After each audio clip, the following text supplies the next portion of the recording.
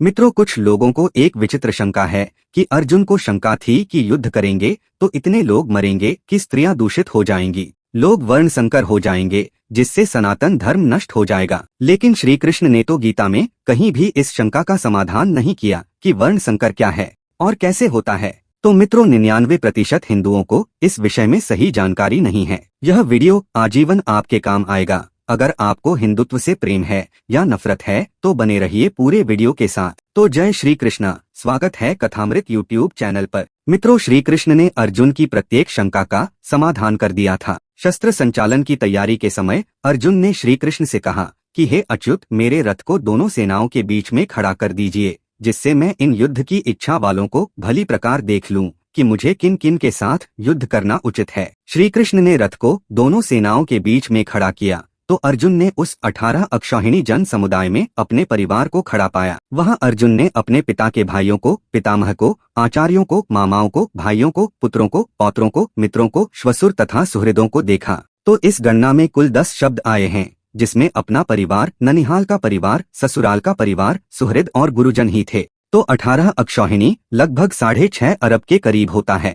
और महाभारत की गणना के अनुसार 40 लाख के समकक्ष होता है। इतने जन समूह में अर्जुन को केवल अपना सुहृद, संबंधी, रिश्तेदार और परिवार दिखाई पड़ा, अन्य कोई नहीं। तो क्या इतने रिश्तेदार भी होते हैं? उत्तर स्पष्ट है, नहीं होते। तो वस्तुतः महाभारत अंतःकरण की लड़ाई है। अर्जुन ने सुहृदों को देखा, देखते ही कांपने लगा, रोमांचित हो गया। बोला, हे भगवान, मैं अपने ही परिवार को मारकर क्या सुख पाऊंगा? कुल धर्म सनातन है, ऐसा युद्ध करने से सनातन धर्म लुप्त हो जाएगा। कुल धर्म शाश्वत है, युद्ध करने से शाश्वत धर्म नष्ट हो जाएगा। पुरुषों के संहार से कुल की स्त्रियां दूषित हो जाएंगी, पिंड परंपरा समाप्त हो जाएगी। कुल की स्त्रियों के दूषित होने से वर्ण संकर पैदा होंगे और वह वर्ण संकर कुल को और कुल घातियों को नरक में ले जाने के लिए ही होता है। हम लोग समझदार होकर महान पाप करने को उद्यत हुए हैं। मित्रों, अर्जुन ने यह नहीं कहा कि केवल हम ही भूल करते हैं, बल्कि उसने श्री कृष्ण पर भी आरोप लगाया कि आप भी भूल करते हैं। अर्जुन ने कहा कि जिनके लिए हमें भोग इच्छित हैं, ये सभी तो जीवन की आशा त्याग कर मौत के मुहाने पर खड़े हैं।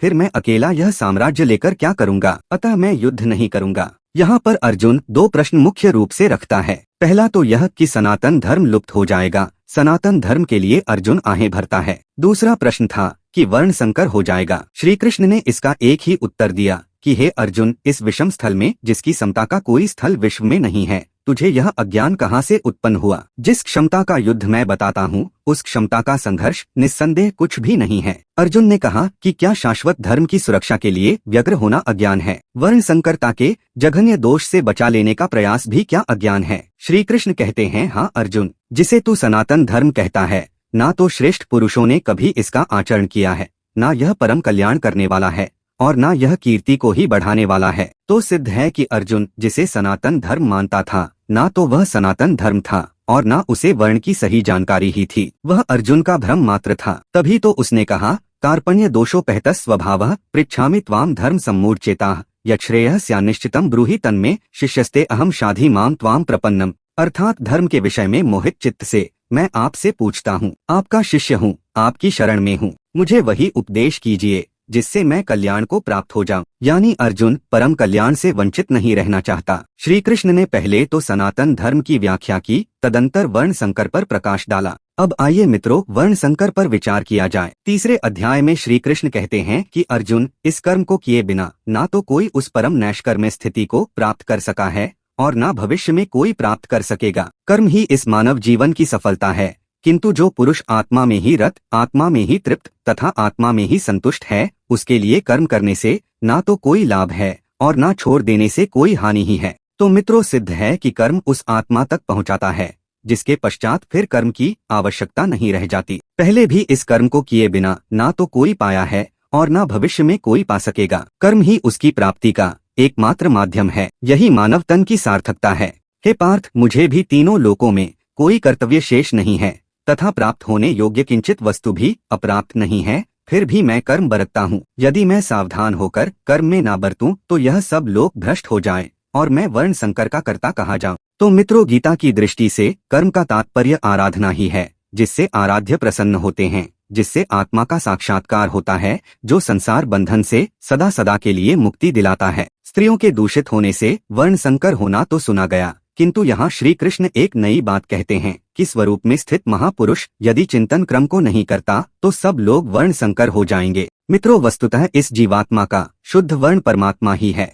हंसा ता सुबर्न बरन हल्की तेरी चाल, एक तला के बिछुरे विकल फिरे बेहाल। यह हंस यानी जीवात्मा वस्तुतः सुबर्न यानी शुद्ध वर्ण का है। केवल स्वरूप विस्मृत हो जाने से विकल होकर दर दर भटक रहा है। इस आत्मा को परमात्मा तक की दूरी तय करा देने वाली प्रक्रिया विशेष का नाम कर्म है। इसी कर्म को करके पूर्व काल में जनक इत्यादि महर्षियों ने नैष्कर्म्य स्थिति को प्राप्त किया था, जिसके पश्चात कर्म किए जाने से ना तो कोई लाभ है और ना छोड़ देने से कोई हानि ही है। फिर भी ऐसे महापुरुष कर्म में ही बरतते हैं, क्योंकि यदि ऐसे महापुरुष सावधान होकर कर्म ना बरतें तो लोग प्रायः उनकी नकल करेंगे कि महाराज तो प्रायः बैठे ही रहते हैं, भजन तो करते ही नहीं।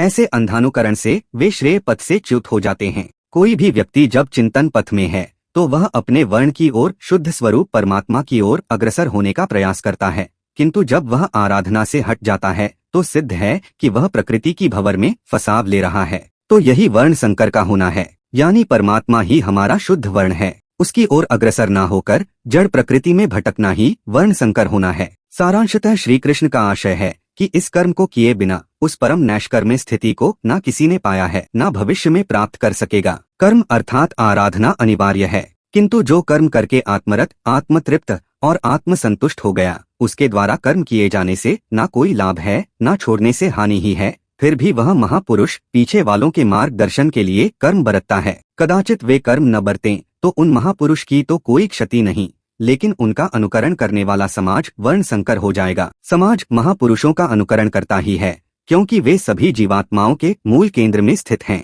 जिस प्रकार समुद्र की ओर सभी नदियां स्वभावतः झुकती हैं, उसी प्रकार संपूर्ण जीवात्माओं का केंद्र परमात्मा है। परमात्मा से ही सभी संचालित होते हैं। उसी कक्षा में महापुरुष भी स्थित होता है, इसीलिए सभी जीवात्माएं महापुरुषों का अनुसरण करती ही हैं। केवल कोरे उपदेश से साधन क्रम पकड़ में आता भी नहीं। महापुरुष क्रियात्मक ढंग से उन उपदेशों को अपने आचरण में ढालकर लोक शिक्षण का आदर्श प्रस्तुत करते हैं। किंतु यदि महापुरुष क्रिया नहीं बरतता है तो कतिपय साधक साधना स्थगित करके महापुरुष की नकल करके अपना पूर्णत्व जताने लगते हैं। इससे वे पूर्ण नहीं हो जाते, बल्कि स्वरूप से भटककर वर्ण संकर हो जाते हैं। तीसरे अध्याय में श्री कृष्ण ने कहा कि ज्ञानी को चाहिए कि कर्म में लगे हुए अज्ञानियों को चलायमान ना करे, बल्कि स्वयं कर्मों का भली प्रकार आचरण करता हुआ उनसे भी टकराए। यदि महापुरुष ऐसा नहीं करता तो वह वर्ण संकर का करता होगा, क्योंकि साधक उसका अनुकरण करके साधना से विरत हो जाएंगे, आत्मिक पथ से च्युत हो जाएंगे, दूसरे शब्दों में वर्ण संकर हो जाएंगे। ठीक इसी प्रकार योगेश्वर श्री कृष्ण ने उन मनीषियों से तुलना करते हुए कहा कि यदि वे महापुरुष सावधान होकर क्रिया ना बरतें अथवा मैं ना बरतूं तो वर्ण संकर का करता हो जाऊं। मित्रों, जहाँ तक स्त्रियों के दूषित होने से उत्पन्न वर्ण संकरता का प्रश्न है तो महापुरुषों की दृष्टि में वह कोई दोष नहीं है, किंतु सामाजिक संगठन के लिए रक्त की शुद्धता अपरिहार्य है। वह जीवन की मर्यादा है, कल्याण पथ अन्वेषण की पहली सीढ़ी है। दाम्पत्य जीवन के लिए समाज में नितांत आवश्यक है। उसमें अमेरिकियों की तरह नष्ट नहीं होते, बल्कि बाल माधुर्य बचा रहता है। प्रश्नकर्ता अर्जुन, सभी पांडव, स्वयं पांडु, व्यास जी, सबके सब वर्ण संकर थे। इतना ही नहीं, अधिकांश महापुरुष लौकिक दृष्टि से वर्ण संकर ही थे। फिर उनकी मुक्ति तो नहीं होनी चाहिए थी, नरक वास का विधान होना चाहिए था, किंतु वर्ण संकरता उनके रास्ते में व्यवधान नहीं डाल सकी। तो महापुरुषों के इतिवृत्त से प्रमाणित है कि माता पिता की त्रुटियों का कर्तव्यपरायण पथिक पर कोई बुरा प्रभाव नहीं पड़ता। ईसा मसीह वर्ण संकर थे। उनकी माँ का विवाह हुआ तो 7 महीने का लड़का पेट में था। लोगों ने मरियम को कुलक्षणा कहकर उन्हें समाज एवं नगर से निकालने का विचार किया। फिर स्वप्न दिखाई पड़ा कि इनके पेट में जो बालक है वह पवित्रात्मा है। बाद में लोगों ने जोर दिया कि वह पवित्रात्मा से गर्भवती हुई। वस्तुतः कोई पुण्यात्मा ही पेट में था, न कि परमात्मा मरियम से गंधर्व विवाह करने आया था। अस्तु, ईसा बड़े अच्छे महापुरुष हुए। विश्व का काफी बड़ा भाग उनका अनुसरण करता है। भारतीय विचारधारा, भारतीय दर्शन उनके उपदेशों में भी है। ईश्वर प्राप्ति वाले सभी महापुरुषों का उपदेश एक ही जैसा है, क्योंकि एक ही सत्ता को सभी ने देखा तो दूसरा कोई क्या कहेगा। प्राप्ति वाले महापुरुष समाज के बीच कभी दरार डाल ही नहीं सकते। वे कभी नहीं कहते कि आप हिंदू हैं, वह ईसाई है, तुम बौद्ध हो, जैन हो, पारसी या सिख हो। महापुरुषों के नाम पर उनके अनुयायी पीछे दरार डालते रहते हैं। स्वार्थ सिद्धि के लिए महापुरुष के नाम से वे अनेक भ्रांतियों का, रूढ़ियों का, संप्रदायों का प्रचलन करते रहते हैं। प्रायः प्रत्येक महापुरुष के साथ ऐसा होता आया है। बुद्ध, ईसा, मुहम्मद, कबीर सबके उपदेशों पर कुरीतियां पनप गई हैं। यदि किसी ने उस सत्ता का स्पर्श पा लिया जो सबकी आत्मा में संचारित है, फिर वह मानव में दरार कैसे डालेगा? यदि दरार डालता है तो सिद्ध है कि वह लक्ष्य से अभी दूर है। कबीर दास लहर तारा तालाब पर पड़े मिले तो अनुयायियों ने कहानी गढ़ना प्रारंभ किया कि प्रकाश पुंज आकाश से उतरा है। बहुत देर मंडराता रहा, फिर एक कमल पर केंद्रित होकर गिरा और वह बालक बन गया। जुलाहे की स्त्री गई और ले आई। इस प्रकार स्वयं परम चेतन परमात्मा ही कबीर के रूप में प्रकट हुआ। यानी माता पिता के संयोग से उनकी उत्पत्ति नहीं हुई, लेकिन कबीर ने अपना परिचय दिया कि मैं ही कबीर हूँ। ऐसी बात नहीं है, आप भी कबीर हो सकते हैं। कबीरा कबीरा क्या करे, सोधो सकल शरीर, आशा तृष्णा बस करे, सोई दास कबीर। कबीर अच्छे हैं, कबीर महात्मा है, क्या कबीर कबीर की रट लगा रखा है। सोधो सकल शरीर, स्थूल सूक्ष्म और कारण तीनों शरीरों की शोध कर लो, किंतु आशा और तृष्णा के रहते वह शोध संभव नहीं है। अतः आशा तृष्णा बस करे, यानी आशा तृष्णा जिसने भी वश में किया तो सोई दास कबीर। यानी जितना हमने किया वह आप भी कर लें तो आप भी कबीर बन सकते हैं। ठीक इसी प्रकार वशिष्ठ उर्वशी के गर्भ से उत्पन्न हुए। वाल्मीकि जी कोल थे, कोलों में उठना बैठना, खाना पीना, शादी विवाह सब था, किंतु वे महर्षि हुए। क्षत्रिय विश्वामित्र अंततः महर्षि बने। मछोदरी के लड़के व्यास वर्ण संकर थे, किंतु सर्वोपरि ब्रह्मर्षि कहलाए। वस्तुतः माता पिता की भूलों का उत्पन्न होने वाले बालक पर कोई प्रभाव नहीं पड़ता। अपनी करनी पार उतरनी, सभी अपनी करनी लेकर आते हैं। माता पिता, स्त्री पुरुष, बच्चे सभी जन्म जन्मांतरों के बदले हैं, जिसे कोई पिता बनकर कोई पुत्र बनकर चुकाता रहता है। बदला वर्ण संकर नहीं होता। वस्तुतः वर्ण संकर का अर्थ यह है कि यदि आत्मज्ञ महापुरुष क्रिया नहीं बरतता तो उसी की नकल करके जो लोग क्रिया नहीं बरतते वे वर्ण संकर हो जाते हैं। तो मित्रों, अगर आपने कथामृत को सब्सक्राइब नहीं किया है तो जरूर करें और नीचे कमेंट बॉक्स में जय सीताराम जरूर लिखें। आपको राम राम।